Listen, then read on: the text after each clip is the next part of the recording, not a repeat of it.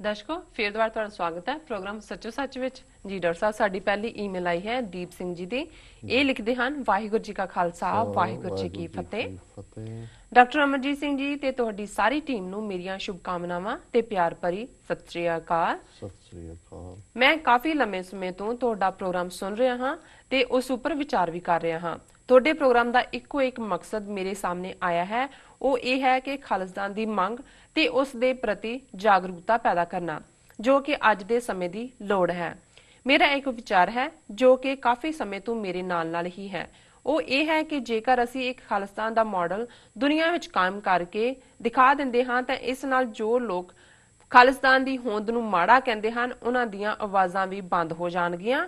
ਦੁਨੀਆ ਨੂੰ ਵੀ ਪਤਾ ਲੱਗ ਜਾਏਗਾ ਕਿ ਖਾਲਿਸਤਾਨ ਕੀ ਹੈ। ਜੋ ਮੈਂ ਹੁਣ ਕਹਿਣ ਜਾ ਰਿਹਾ ਹਾਂ ਉਹ ਮੁਸ਼ਕਿਲ ਹੈ ਪਰ ਮੁਮਕਿਨ ਨਹੀਂ। ਜੇਕਰ ਅਸੀਂ ਇਸ ਧਰਤੀ ਤੇ ਕਿਸੇ ਨਾਮੁਮਕਿਨ ਨਹੀਂ, ਜੇਕਰ ਅਸੀਂ ਇਸ ਧਰਤੀ ਤੇ ਕਿਸੇ ਹਿੱਸੇ ਤੇ ਦੁਨੀਆ ਦੀਆਂ ਕੁਝ ਤਾਕਤਾਂ ਦੀ ਸਹਿਮਤੀ ਨਾਲ ਇੱਕ ਨਵਾਂ ਦੇਸ਼ ਖਾਲਿਸਤਾਨ ਬਣਾ ਕੇ ਉਸ ਨਾਲ ਅਸੀਂ ਖਾਲਿਸਤਾਨ ਦਾ ਮਾਡਲ ਦੁਨੀਆ ਨੂੰ ਪੇਸ਼ ਕਰ ਸਕਦੇ ਹਾਂ। ਜੋ ਲੋਕ ਪੰਜਾਬ ਵਿੱਚ ਬੈਠੇ ਕਹਿੰਦੇ ਨੇ ਕਿ ਖਾਲਿਸਤਾਨ ਦੀ ਕੀ ਲੋੜ ਨਹੀਂ ਹੈ, ਉਹ ਵੀ ਚੁੱਪ ਹੋ ਜਾਣਗੇ ਤੇ ਉੱਥੇ ਬੈਠੇ ਲੋਕਾਂ ਵਿੱਚ ਵੀ ਜਾਗਰੂਕਤਾ ਆ ਜਾਵੇਗੀ ਤੇ ਕੰਮ ਵੀ ਬਹੁਤ ਸੌਖਾ ਹੋ ਜਾਵੇਗਾ। ਇਸ ਤਰ੍ਹਾਂ ਅਸੀਂ ਆਪਣਾ ਇਤਿਹਾਸ ਤੇ ਸ੍ਰਿਸ਼ਟਾਚਾਰ ਵੀ ਸਾਂਭ ਸਕਦੇ ਹਾਂ। ਜਦ ਸ਼ੇਰ ਸ਼ਿਕਾਰ ਕਰਦਾ ਹੈ ਤਾਂ ਉਹ 2-4 ਕਦਮ ਪਿੱਛੇ ਹੁੰਦਾ ਹੈ ਤਾਂ ਕਿ ਉਹ ਆਪਣੇ ਸ਼ਿਕਾਰ ਤੇ ਭਾਰੀ ਪੈ ਸਕੇ। ਇੰਜ ਕਰਦਿਆਂ ਅਸੀਂ ਆਪਣੇ ਨਿਸ਼ਾਨੇ ਨੂੰ ਜਲਦੀ ਪ੍ਰਾਪਤ ਕਰ ਲਵਾਂਗੇ।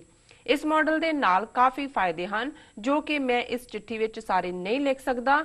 ਇਹ ਜੋ ਮੈਂ ਲਿਖ ਰਿਹਾ ਹਾਂ ਇਹ ਇੱਕ ਸੋਚ ਹੈ ਜਿਸ ਨੂੰ ਤੁਹਾਡੇ ਵਰਗੇ ਬੁੱਧੀਜੀਵਾਂ ਨੇ ਸੱਚ ਕਰਨਾ ਹੈ। ਇਸ ਚਿੱਠੀ ਨੂੰ ਆਪਣੇ ਪ੍ਰੋਗਰਾਮ ਵਿੱਚ ਜੇ ਸ਼ਾਮਲ ਨਹੀਂ ਕਰੋਗੇ ਤਾਂ ਮੈਂ ਸਮਝ ਜਾਵਾਂਗਾ ਕਿ ਮੇਰਾ ਵਿਚਾਰ ਫਜ਼ੂਲ ਹੈ ਤੇ ਮੈਂ ਇਸ ਨੂੰ ਭੁੱਲ ਜਾਵਾਂਗਾ, ਕਿਉਂਕਿ ਮੈਨੂੰ ਸਮਝ ਹੈ ਤੁਹਾਡੇ ਕੋਲ ਸਮੇਂ ਦੀ ਘਾਟ ਹੈ। ਜੇਕਰ ਤੁਸੀਂ ਇਸ ਚਿੱਠੀ ਨੂੰ ਸ਼ਾਮਲ ਕਰੋਗੇ ਤਾਂ ਕਿਰਪਾ ਕਰਕੇ ਲਿੰਕ ਜ਼ਰੂਰ ਭੇਜ ਦੇਣਾ ਤਾਂ ਜੋ ਮੈਨੂੰ ਇਹ ਵੀ ਇਸ ਦੇ ਨੁਕਸਾਨ ਜਾਂ ਫਾਇਦੇ ਪਤਾ ਲੱਗ ਸਕਣ। ਜੀ ਡਾਕਟਰ ਸਾਹਿਬ। ਵੀਰ ਦੀਪ ਸਿੰਘ ਜੀ ਦਾ ਬਹੁਤ ਬਹੁਤ ਧੰਨਵਾਦ। ਉਹਨਾਂ ਨੇ ਸਾਨੂੰ ਸਬ ਕੰਟੀਨੈਂਟ ਚੋਂ ਲਿਖਿਆ, ਮੈਂ ਸ਼ਾਇਦ ਡੈਲੀਬਰੇਟਲੀ ਨਹੀਂ ਮੈਂਸ਼ਨ ਕੀਤਾ ਜੀ। ਉਹਨਾਂ ਨੇ TV 84 ਨੂੰ ਸ਼ੁਭਕਾਮਨਾਵਾਂ ਦਿੱਤੀਆਂ ਨੇ, ਉਹਨਾਂ ਦਾ ਬਹੁਤ ਬਹੁਤ ਸ਼ੁਕਰੀਆ। ਲੰਮੇ ਸਮੇਂ ਤੋਂ ਪ੍ਰੋਗਰਾਮ ਦੇਖਦੇ ਨੇ ਔਰ ਉਹਨਾਂ ਨੇ ਬਿਲਕੁਲ ਠੀਕ ਜਿਹੜਾ ਇਸ TV 84 ਦਾ ਮਕਸਦ ਬਿਆਨਿਆ ਕਿ ਖਾਲਿਸਤਾਨ ਦੇ ਮੁੱਦੇ ਤੇ ਜਾਗਰੂਕਤਾ ਪੈਦਾ ਕਰਨਾ, ਇਸ ਕੇਸ ਨੂੰ ਬਿਲਡ ਕਰਨਾ, ਆਪਣੇ ਲੋਕਾਂ ਤੱਕ ਇਸ ਆਵਾਜ਼ ਨੂੰ ਪਹੁੰਚਾਉਣਾ। ਜੀ।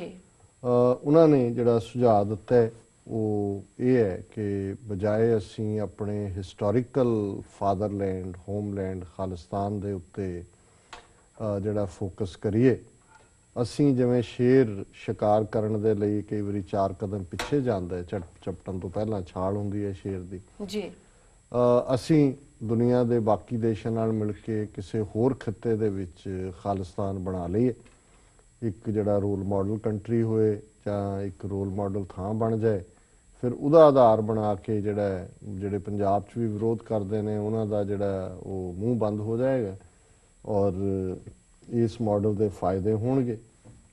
ਔਰ ਉਹਨਾਂ ਨੇ ਕਿਹਾ ਵੀ ਜਿਹੜੇ ਤੁਹਾਡੇ ਵਰਗੇ ਨੇ ਉਹ ਇਸ ਸੋਚ ਨੂੰ ਸੱਚ ਸਾਬਤ ਕਰ ਸਕਦੇ ਨੇ। ਜੀ। ਦੇਖੋ, ਮੈਂ ਐਡਮਾਇਰ ਕਰਦਾ ਸਾਰੇ ਉਹਨਾਂ ਵੀਰਾਂ ਨੂੰ ਜਿਹੜੇ ਸੋਚਦੇ ਨੇ ਇਸ ਲਾਈਨ ਦੇ ਉੱਤੇ। ਜੀ ਬਿਲਕੁਲ। ਜਿਨ੍ਹਾਂ ਨੂੰ ਇਹ ਹੁੰਦਾ ਹੈ ਕਿ ਵੀ ਕਿਵੇਂ ਇਹਨਾਂ ਦੀ ਸੋਚ ਵੀ ਇਹੀ ਹੈ, ਇਹ ਨਹੀਂ ਹੈ ਕਿ ਵੀ ਇਹ ਖਾਲਿਸਤਾਨ ਚਾਹੁੰਦੇ ਨਹੀਂ ਜਾਂ ਉੱਥੋਂ ਬਾਹਰ ਕੱਢਣਾ ਚਾਹੁੰਦੇ ਨੇ ਖਾਲਿਸਤਾਨ ਨੂੰ, ਪਰ ਜ਼ਾਹਰ ਹੈ ਕਿ ਉਹਨਾਂ ਨੂੰ ਇਹ ਲੱਗਦਾ ਹੈ ਕਿ ਵੀ ਜਿਸ ਕਿਸਮ ਦਾ ਭੰਬਲ ਭੂਸਾ, ਕਨਫਿਊਜ਼ਨ, ਨੈਗੇਟਿਵਿਟੀ, ਨੈਗੇਟਿਵ ਪ੍ਰਚਾਰ ਨੇ ਕੀਤੀ ਹੈ, ਸ਼ਾਇਦ ਇਸ ਕਿਸਮ ਦਾ ਕੋਈ ਤਰੀਕਾ ਹੋਏ। ਸੋ ਮੈਂ ਇਹਨਾਂ ਨੂੰ ਵੀਰ ਨੂੰ ਇਹ ਦੱਸਣਾ ਚਾਹੁੰਦਾ ਹਾਂ ਕਿ ਇਸ ਤਰ੍ਹਾਂ ਨਹੀਂ ਹੁੰਦਾ।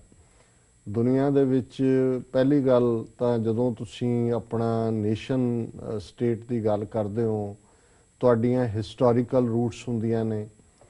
ਤੁਸੀਂ ਜਦੋਂ ਐਜ਼ ਏ ਨੇਸ਼ਨ ਆਪਣੀ ਮਾਨਤਾ ਲਈ ਤੁਰਦੇ ਹੋ, ਜਾਂਦੇ ਹੋ, ਤੁਹਾਡਾ ਲੈਂਗੁਏਜ ਦਾ ਖਿੱਤਾ, ਤੁਹਾਡੇ 'ਚ ਕਿਹੜੇ ਲੋਕ ਕਿੰਨੇ ਵਸਦੇ ਨੇ, ਉਸ ਦੀ ਜਿਹੜੀ ਹੈ ਕੰਟੀਨਿਊਟੀ ਪਾਸਟ ਦੇ ਨਾਲ ਔਰ ਤੁਹਾਡਾ ਕਲੇਮ।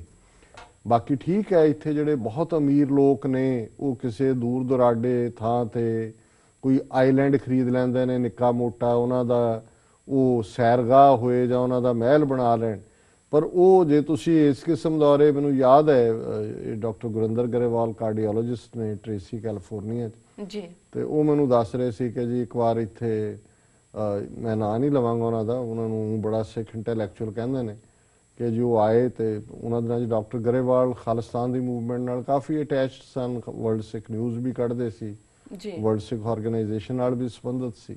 ਤਾਂ ਉਹਨਾਂ ਨੇ ਕਿਹਾ ਕਿ ਜੀ ਤੁਸੀਂ ਉੱਥੇ ਬੈਠੇ ਹੋ ਪੰਜਾਬ 'ਚ ਔਰ ਦੂਸਰੇ ਵੀ ਇਸ ਦੇ ਲਈ ਕੁਝ ਕਰੋ।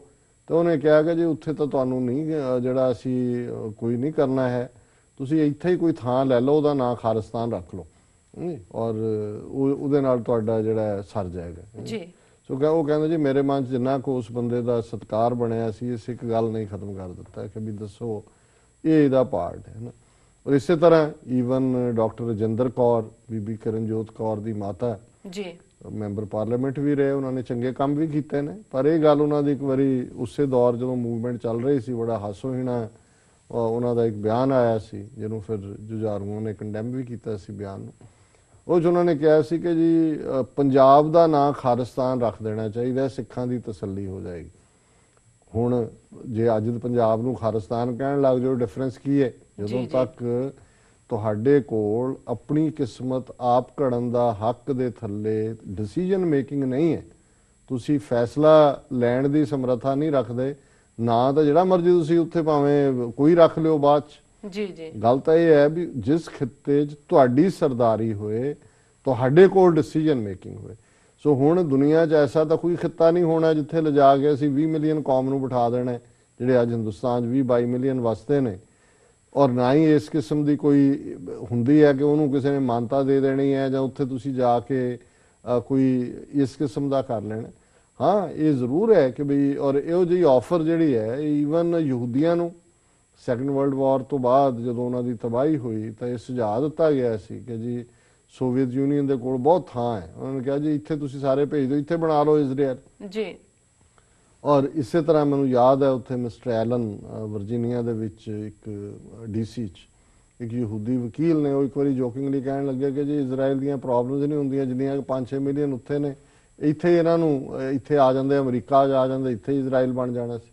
ਸੋ ਇਹ ਇਸ ਕਿਸਮ ਦੀਆਂ ਲਾਈਟਰ ਵੇਂਜ ਤਾਂ ਲੋਕ ਗੱਲਾਂ ਕਰਦੇ ਨੇ, ਲੇਕਿਨ ਜਿਹੜੇ ਲੋਕ ਹਿਸਟਰੀ ਨੂੰ ਸਮਝਦੇ ਨੇ ਜਾਂ ਨੇਸ਼ਨ ਸਟੇਟ ਦੇ ਕਨਸੈਪਟ ਨੂੰ ਸਮਝਦੇ ਨੇ ਜਾਂ ਲੋਕਾਂ ਦੀ ਡੈਸਟੀਨੀ ਨੂੰ ਸਮਝਦੇ ਨੇ, ਉਹਨਾਂ ਨੂੰ ਇਹ ਕਲੀਅਰ ਹੁੰਦਾ ਹੈ ਕਿ ਕਿਸੇ ਥਾਂ ਦਾ ਨਾਂ ਰੱਖ ਲੈਣ ਨਾਲ ਕੋਈ 200-400 ਜਿਹੜਾ ਮੀਲ ਦਾ ਵੀ ਤੁਸੀਂ ਜਜ਼ੀਰਾ ਲੈ ਲਓ, ਆਈਲੈਂਡ ਲੈ ਲਓ, ਉਹਦਾ ਨਾਂ ਖਾਲਿਸਤਾਨ ਰੱਖ ਦਿਓ, ਉਹਦੇ ਨਾਲ ਤੁਸੀਂ ਕਿਹੜਾ ਖਾਲਿਸਤਾਨ ਦਾ ਰੋਲ ਮਾਡਲ ਉੱਥੇ ਬਣਾ ਸਕਦੇ ਹੋ? ਤਾਂ ਅਸੀਂ ਜਿਹਨਾਂ ਦੇਸ਼ਾਂ 'ਚ ਰਹਿੰਦੇ ਹਾਂ ਉਹਦੇ ਥੱਲੇ ਵੀ, ਜਿਵੇਂ ਅਸੀਂ ਗੱਲ ਸੇਵਾ ਦੇ ਹਵਾਲੇ ਨਾਲ ਕੀਤੀ ਹੈ, ਹੁਣ ਜਿਵੇਂ ਯੂਨਾਈਟਿਡ ਸਿੱਖਸ ਆਰਗੇਨਾਈਜੇਸ਼ਨ ਹੈ, ਉਹਨਾਂ ਨੇ ਇੱਕ ਰੋਲ ਮਾਡਲ ਕ੍ਰੀਏਟ ਕੀਤਾ ਹੈ ਦੁਨੀਆ ਭਰ ਦੇ 15-20 ਦੇਸ਼ਾਂ 'ਚ, ਉਹਨਾਂ ਦੇ ਚੈਪਟਰ ਨੇ। ਉਹ ਜੇ ਹੇਤੀ ਦੇ ਵਿੱਚ ਅਰਥਕੁਏਕ ਆਇਆ, ਉੱਥੇ ਪਹੁੰਚ ਗਏ, ਸੁਨਾਮੀ ਆਈ, ਕੈਟਰੀਨਾ ਆਇਆ, ਹਰ ਥਾਂ ਤੇ ਉਹ ਪਹੁੰਚੇ ਨੇ। ਸੋ ਇਹ ਆਪਣੇ ਆਪ 'ਚ ਇੱਕ ਸਿੱਖ ਕਰੈਕਟਰ ਦੀ ਜਿਹੜੀ ਹੈ ਜਾਂ ਕੱਲ ਨੂੰ ਖਾਲਸੇ ਦੇ ਕਰੈਕਟਰ ਦੇ ਗੁਣ ਨੇ। ਜਿਹੜੀ ਵਿਜ਼ਿਬਿਲਟੀ ਹੈ ਉਹ ਤਾਂ ਜਿੱਥੇ ਜਿੱਥੇ ਤੁਸੀਂ ਹੈਗੇ ਹੋ ਉਹਨਾਂ ਸਫੀਅਰਸ ਦੇ ਵਿੱਚ, ਕੋਈ ਬਿਜ਼ਨਸ 'ਚ ਐਕਸੈਲ ਕਰ ਰਿਹਾ ਹੈ, ਕੋਈ ਸਪੋਰਟਸ ਦੇ ਵਿੱਚ ਐਕਸੈਲ ਕਰੇ, ਕੱਲ ਨੂੰ ਕੋਈ ਫਾਸਟੈਸਟ ਰਨਰ ਦੁਨੀਆ ਦਾ ਕੋਈ ਸਿੱਖ ਬਣ ਜਾਂਦਾ ਹੈ, ਜਾਂ ਹੁਣ ਬਾਬਾ ਫੌਜਾ ਸਿੰਘ ਹੈ, ਕਿੰਨੀ ਉਮਰ 'ਚ ਵੀ 100 ਸਾਲ ਦੀ ਉਮਰ 'ਚ ਵੀ ਜਿਹੜਾ ਉਹ ਦੌੜ ਰਿਹਾ ਜੀ, ਔਰ ਉਹਨੇ ਆਪਣੇ ਆਪ 'ਚ ਸਿੱਖਾਂ ਦੀ ਪਛਾਣ ਬਣਾਈ ਹੈ। ਪਰ ਉਹਦੇ ਨਾਲ ਸਾਡੇ ਉਸ ਭਾਰਤ ਦੇ ਨਕਸ਼ੇ 'ਚ ਕੈਦ ਜਿਹੜੀ ਸਾਡੀ ਕੌਮ ਹੈ ਉਹਦੀਆਂ ਪ੍ਰੋਬਲਮ ਸੋਲਵ ਨਹੀਂ ਹੁੰਦੀਆਂ, ਜਾਂ ਉਸ ਨੂੰ ਜਿਹੜੀ ਦਰਪੇਸ਼ ਕੇ ਭਾਈ ਉੱਥੇ ਸਿੱਖੀ ਨੇ ਸਰਵਾਈਵ ਕਰਨਾ ਹੈ ਕਿ ਨਹੀਂ ਕਰਨਾ, ਚੈਲੰਜ ਇਹ ਹੈ। ਸੋ ਇਹ ਜਿਹੜੇ ਨੇਸ਼ਨ ਬਣਦੇ ਨੇ ਇਹਨਾਂ ਦਾ ਇਹ ਗਰਾਊਂਡਡ ਹੁੰਦੇ ਨੇ ਹਿਸਟਰੀ ਦੇ ਵਿੱਚ, ਜੀਓਗ੍ਰਾਫੀ ਦੇ ਵਿੱਚ, ਔਰ ਆਪਣੇ ਲੋਕਾਂ ਦੀ ਪ੍ਰੈਜ਼ੈਂਸ ਦੇ ਵਿੱਚ। ਸੋ ਮੈਂ ਸਮਝਦਾ ਵੀ ਇਹਨਾਂ ਨੇ ਸੋਚਿਆ ਬੜੇ ਭਲੇ ਮਨ ਦੇ ਨਾਲ ਹੈ, ਪਰ ਦੀਪ ਸਿੰਘ ਜੀ ਨੇ, ਪਰ ਇਹ ਜਿਹੜਾ ਇਹਦਾ ਕੋਈ ਇਸ ਕਿਸਮ ਦਾ ਸੋਲੂਸ਼ਨ ਨਹੀਂ ਨਿਕਲਣਾ।